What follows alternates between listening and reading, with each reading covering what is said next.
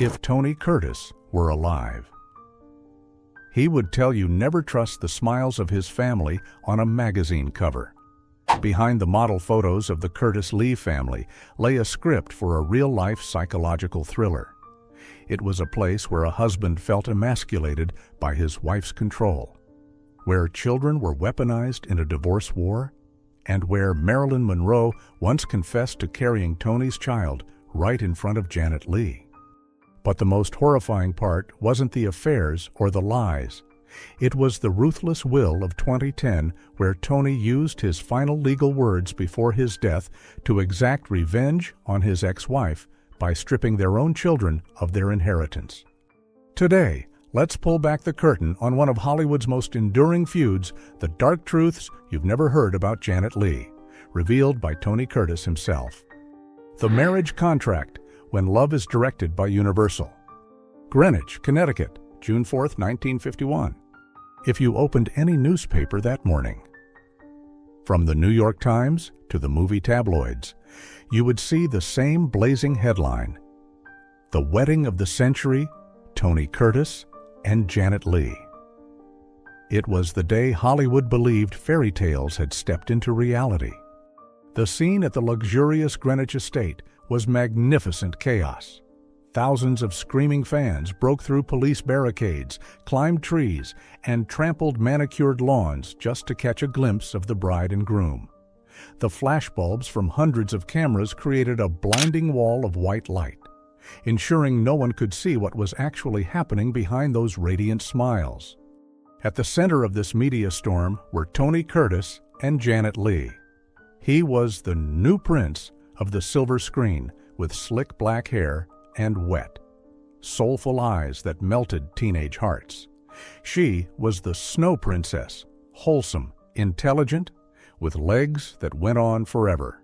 They stood together, cutting the cake, sharing a passionate kiss for the lenses, a flawless picture. Note: if we could rewind time and place a wiretap in the groom's dressing room just hours prior, we would hear a very different story. One that didn't smell of roses, but reeked of cold calculation. To understand why Tony Curtis called this marriage a con, we have to peel back his star persona. Before he was the illustrious Tony Curtis, he was just Bernie Schwartz, a poor Jewish kid from the Bronx slums. Bernie grew up with beatings from a schizophrenic mother and a gnawing sense of inferiority. When he stepped into Hollywood, Bernie Schwartz had to kill his past to be reborn as Tony Curtis. But despite the expensive suits and the adulation of millions, deep down, Tony always felt like an imposter. He lived in fear that one day, everyone would discover he was just an uneducated poor boy playing an aristocrat. And then Janet Leigh appeared. Unlike Tony, Janet was the real deal. She was educated, sharp, and possessed a natural aristocratic air that Tony craved. In a memoir written in his final years, Tony confessed a naked truth: "I didn't love her the way a man loves a woman. I loved what she represented. She was my ticket into high society." For Tony, marrying Janet Leigh wasn't just matrimony. It was a way for Bernie Schwartz to scrub away the "bad boy from the slums" label. Walking beside Janet, he felt classier, more valuable. He needed her aura to fill the void of his own insecurity. But Tony's ambition alone wasn't enough to create this wedding of the century. Behind the velvet curtain was the hand of a shadow director, Universal Studios. In the early 50s, studios owned their stars like racehorses. At the time, Tony Curtis was embroiled in too many philandering rumors, damaging the dream lover image the studio was building. Box office returns were at risk. Universal needed a solution. That solution was named The Wedding. Universal executives saw massive potential in pairing Tony and Janet. A bad boy who needed taming and a good girl who needed a little fire. It was a formula for printing money. They applied pressure, painting bright pictures of skyrocketing careers if the two tied the knot. You'll be the king of Hollywood, Tony, as long as you have a queen beside you. Sweet words Tony heard ad nauseum in closed-door meetings. And so, a wedding was scheduled with the precision of a blockbuster movie production, from the guest list and costumes to the exact angle of their smiles at the altar. Everything was calculated to maximize media impact. Jerry Lewis, Tony's best friend and best man, made a cryptic remark at the wedding, "You're playing the biggest role of your life, Tony." Back to that chaotic day in 1951. The most telling moment wasn't when they exchanged rings, but when they stepped into the limousine to leave the party. As the car door slammed shut, cutting off the roar of the crowd, the silence became deafening. The radiant smile on Tony's face vanished as if someone had pulled the plug. He loosened the tie that was choking him, leaned his head back, and let out a long sigh. He turned to look at Janet Leigh. She was sitting back straight, her face maintaining that perfect composure, smoothing out her dress even though no one was watching. In that moment, Tony shuddered. He realized the woman beside him wasn't tired or letting her guard down like he was. She was still working.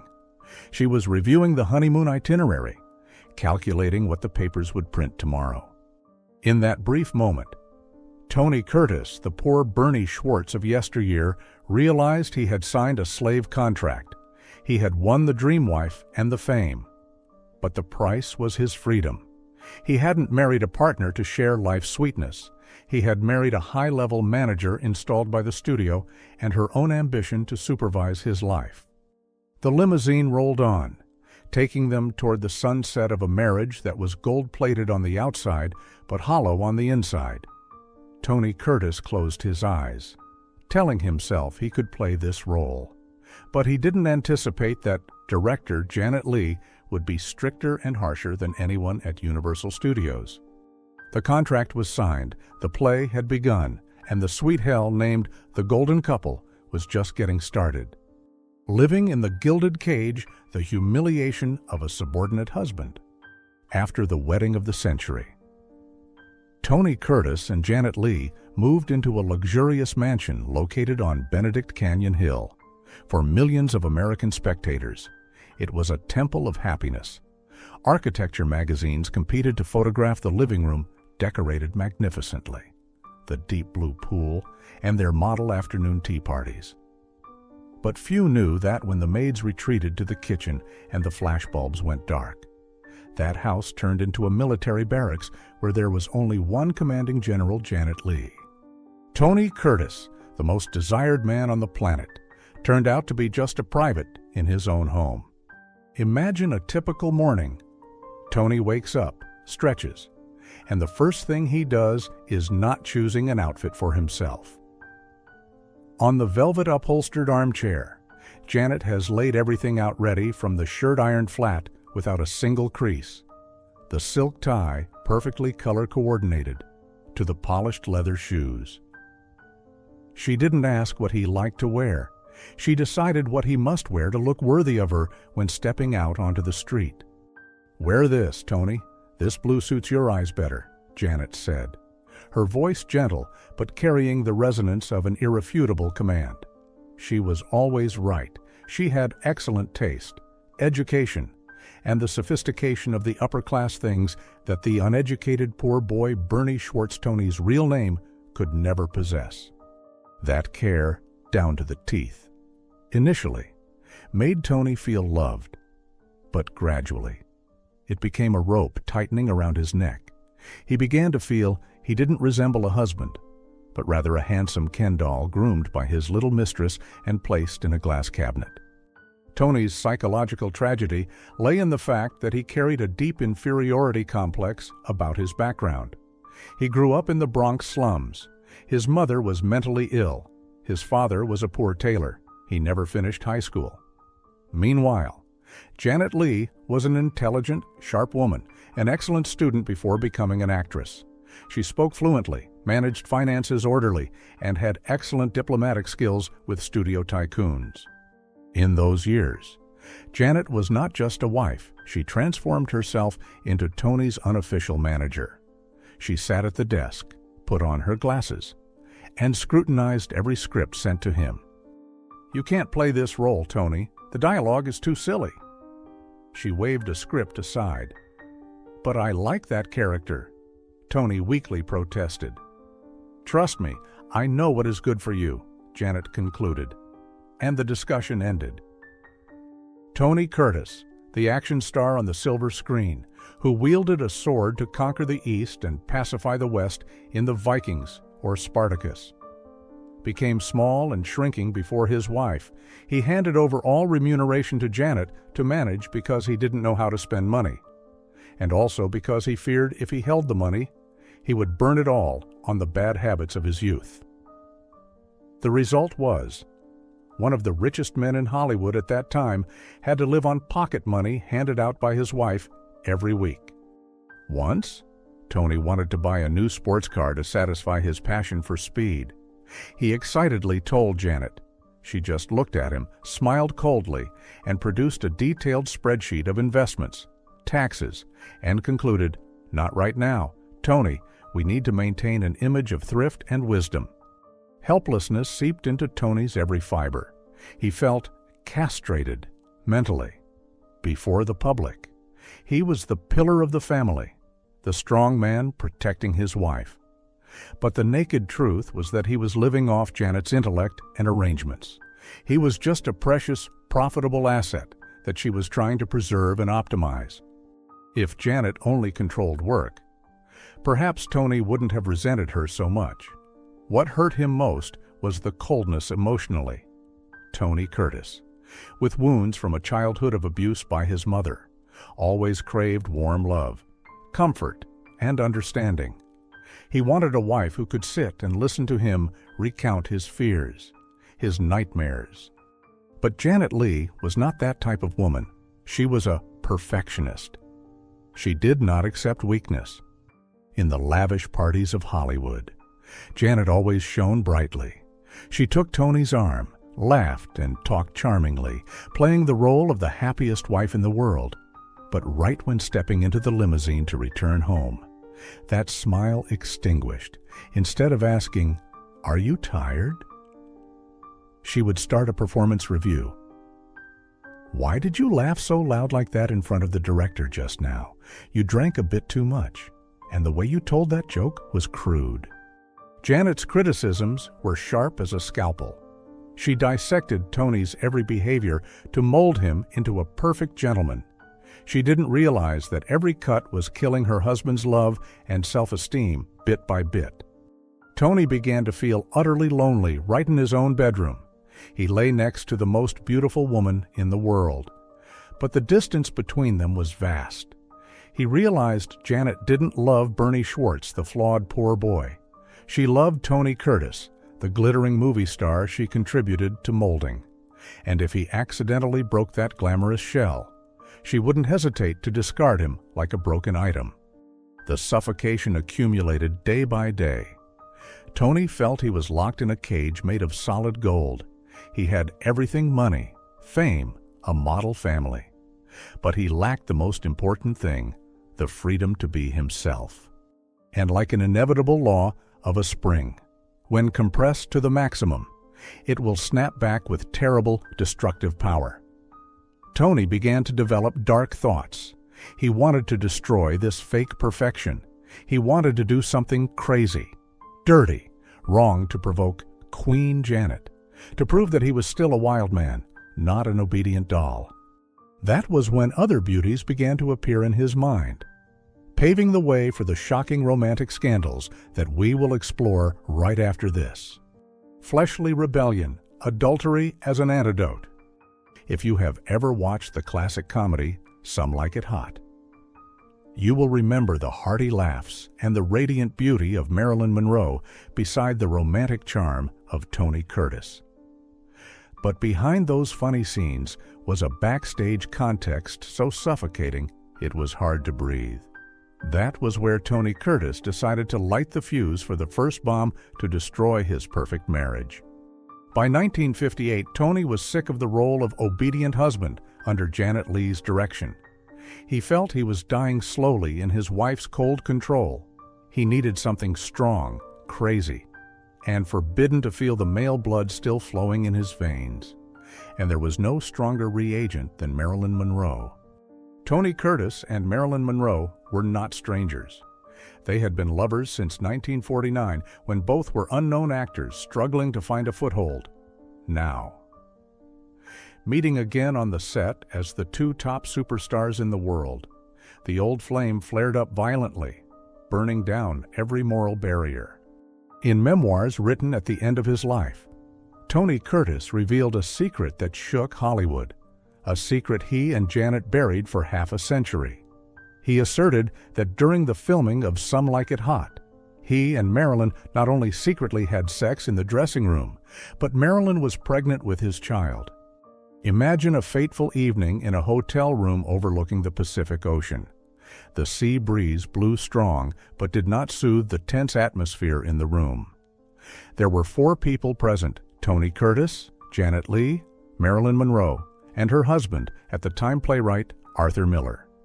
According to Tony, Marilyn, the woman who always craved to be a mother but suffered many misfortunes regarding children, looked straight into Arthur Miller's eyes and confessed in tears, "I'm pregnant." When Arthur asked who the father of the baby was, Marilyn turned to look at Tony Curtis. In that moment, time seemed to stop. Tony described the feeling then as both terrifying, yet also strangely satisfying. He, the poor boy Bernie Schwartz of the past, had now made the most seductive woman on the planet pregnant, right in front of her intellectual husband and his perfect wife. It was the pinnacle of self-assertion. A silent revenge for Janet. "See, I'm not a scarecrow. The sex symbol of the whole world is craving me." Janet Leigh's reaction at that time was truly terrifying. She didn't scream, didn't rush in to fight out of jealousy like normal women. She sat there, cold and calculating. She knew that if this news leaked, everyone's career would end. The studio would collapse.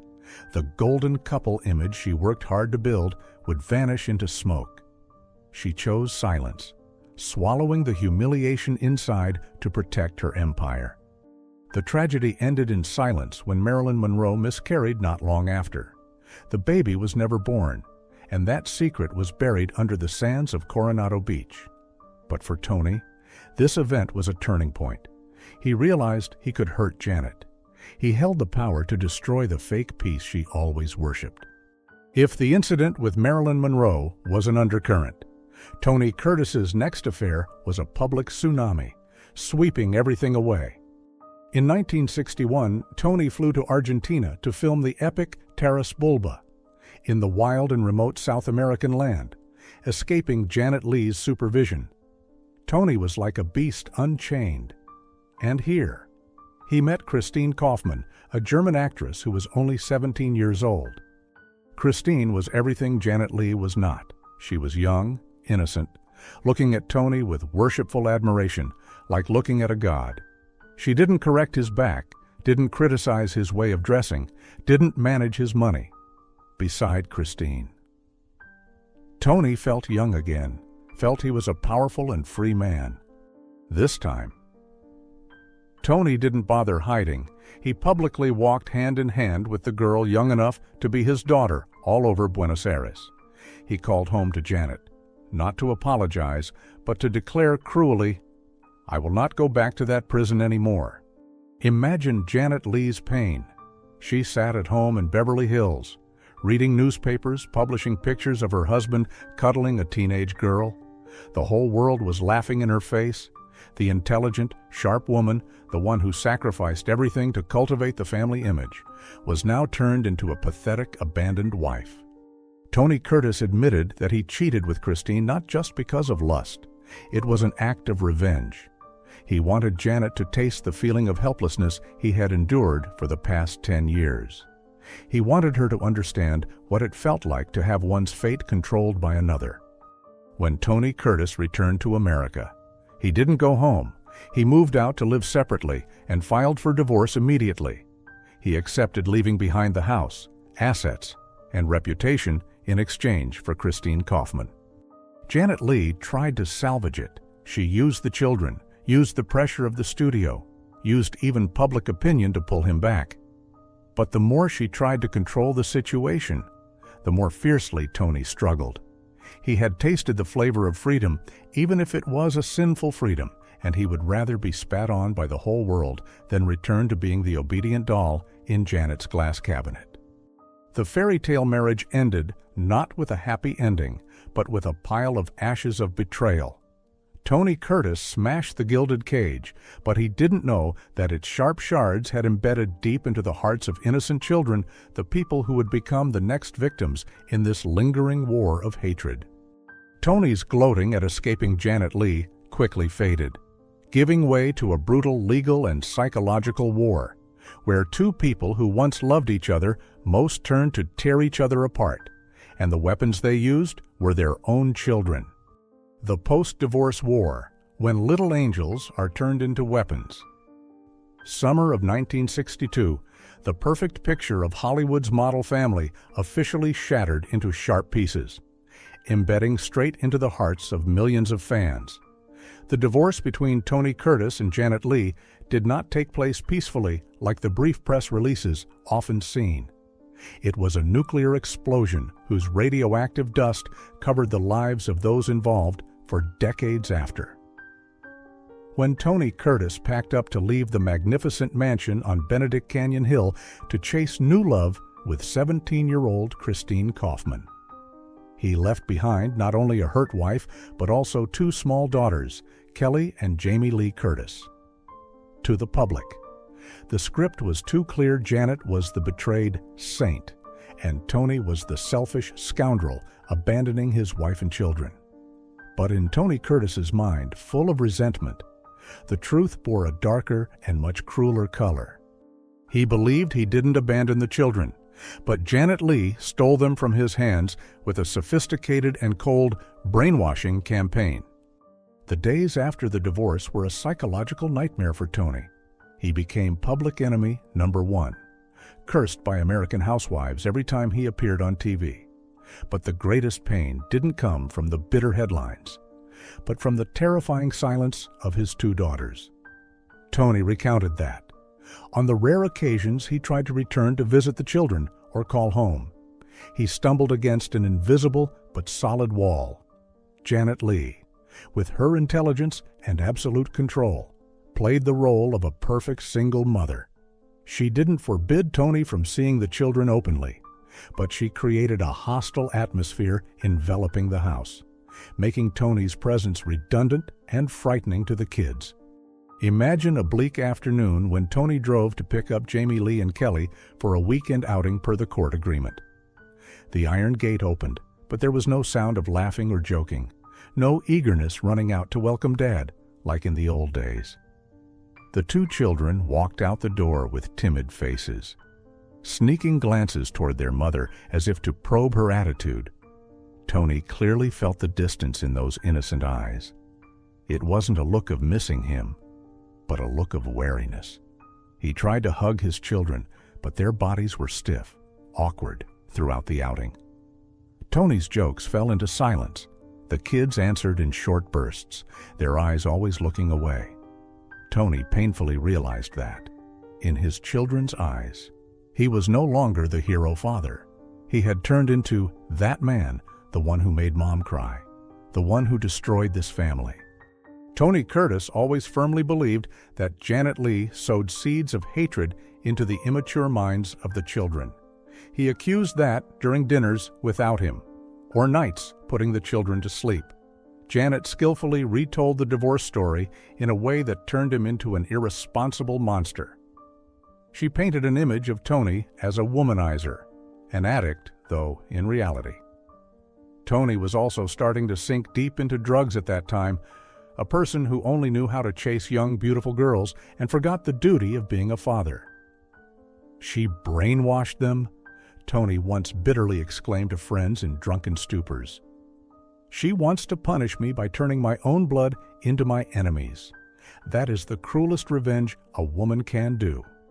The rift became even deeper when Tony decided to move to Europe to live with his new wife, Christine Kaufman, to stay away from the pressure of American public opinion.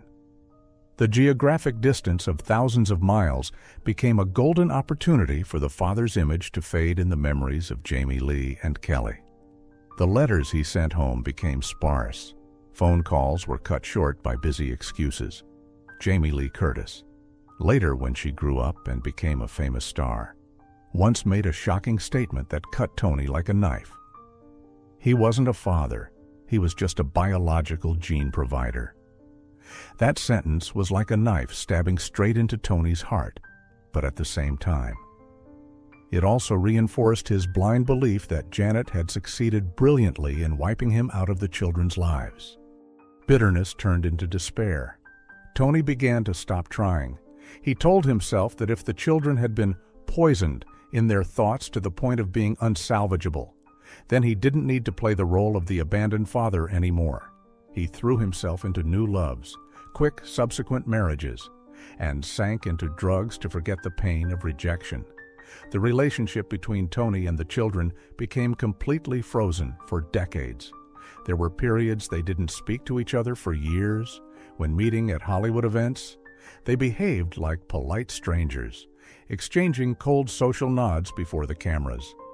But inside was a deep chasm that could not be filled. Janet Leigh remarried Robert Brandt and built a new happy, stable family. Jamie Leigh and Kelly called Robert Dad, considering him the real father who raised them. That image made Tony Curtis even more furious. He felt replaced, deprived of the right to be a father, blatantly. The jealousy and self-esteem of a washed-up star distorted his perception, instead of looking back at his own mistakes. He poured all the guilt onto Janet's head. He believed she had won this war for the children, but it was a dirty victory, and to respond to that victory. Tony Curtis silently cherished a final revenge plan, a cruel punishment he would carry down to the grave, to ensure that even when dead, Janet and the children would never receive his forgiveness or assets. That was the beginning of the most ruthless will in Hollywood history that we will explore in the final part. Revenge from the grave, the cruelest will in Hollywood. The final days of summer 2010 at the villa in Henderson, Nevada. The air seemed to thicken with the smell of antiseptic and the hum of a ventilator. Tony Curtis, the prince of Hollywood once upon a time, who made millions of hearts throb with his romantic beauty in Some Like It Hot, was now just a haggard 85-year-old man, sitting in a wheelchair with lungs heavily ravaged by chronic obstructive pulmonary disease, COPD. But even though his body was exhausted, Tony's eyes still burned with a fire, not of life, but of a hatred that never cooled. Janet Leigh, his first wife and also the biggest enemy in his mind, had passed away in 2004, but her death did not bring Tony peace or forgiveness. Conversely, it made him feel lonelier in this war. He believed that even though Janet lay under 6 feet of earth, she still beat him when the children still loved and worshipped her, while he was just a ghost, forgotten on the margins of their lives. In nights of sleeplessness due to difficulty breathing, Tony Curtis calculated the final curtain call for his life. He knew he didn't have much time left, and he wanted to ensure that his final words would leave a permanent scar, a steely message sent to those he believed had betrayed him.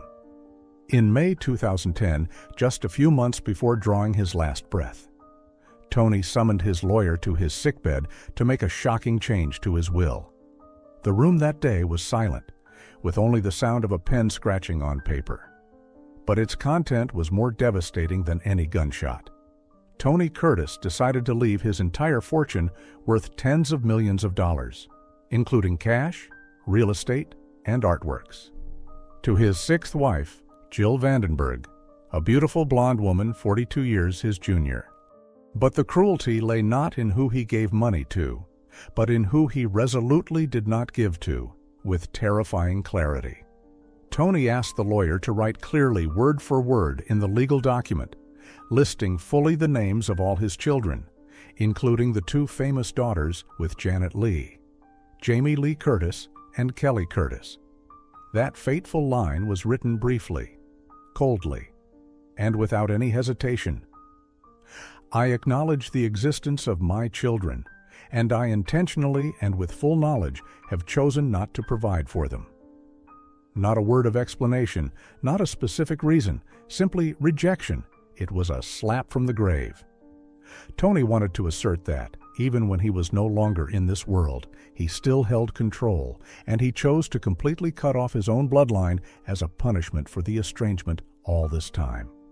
On September 29, 2010, Tony Curtis's heart stopped beating due to a heart attack. Hollywood mourned a legend. TV stations replayed his classic films, praising him as one of the greatest stars of the 20th century. Jamie Lee Curtis, at that time already an A-list star, also issued respectful press releases about her father's passing. But behind those flowery words was a shock waiting for them at the lawyer's office. When the will was announced, the air in the room sagged as if the oxygen had been sucked out. Jamie Lee and her siblings were stunned. They weren't shocked about losing money. Jamie Lee herself was very wealthy and successful. She didn't need her father's money. They were shocked by the cruelty in the wording.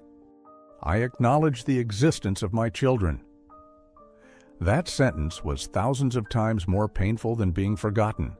If Tony simply forgot to mention them, they could comfort themselves that their father was old and senile. But no, he remembered them clearly.